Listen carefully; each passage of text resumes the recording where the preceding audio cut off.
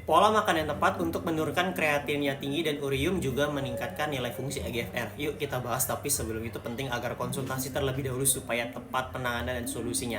Yang mau konsultasi sama saya, pencet tombol plus yang ada di sini supaya saya bisa membalas pesan dari Bapak Ibu dan saya tidak dibatasi.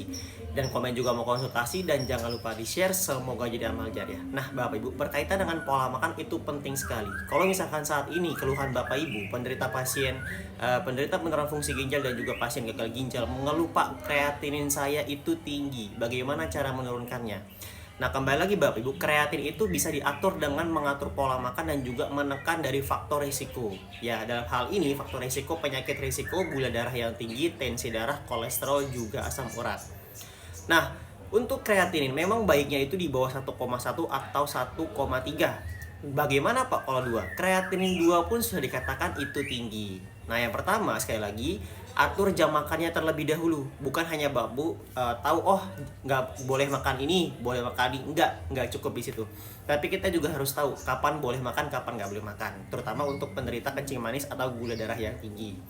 Untuk makan pagi itu di jam 7. Nah, snack paginya itu jam 10. Snack ini bisa berupa serat dan juga dari buah-buahan atau dari sayuran juga. Jam makan siang di jam 12, untuk sore ya snack sore di jam 3, dan jam 7 malam untuk makan malamnya. Apa dari komposisi untuk penderita kencing manis juga ada gagal ginjal? Pertama, jelas karbonya harus sedikit. Kenapa karbo harus sedikit? Supaya memang tidak terjadi lonjakan gula darah.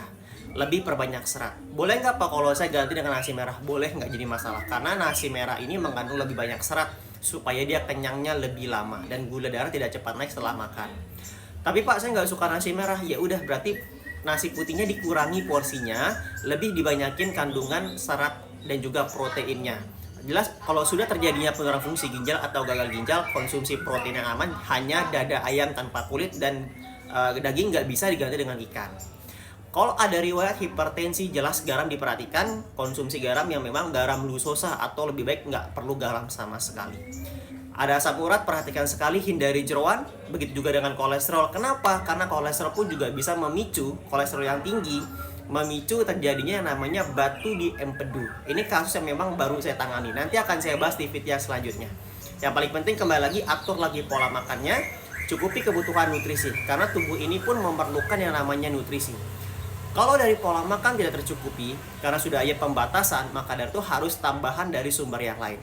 Rekomendasi nutrisi untuk membackup penguatan ginjal, Bapak Ibu bisa langsung konsultasikan sama saya di program penguatannya. Yang mau konsultasi sama saya dan mau menjadi program penguatan ginjal dengan nutrisi, cek di profil, hubungi saya. Terima kasih, kalau bermanfaat jangan lupa di-share.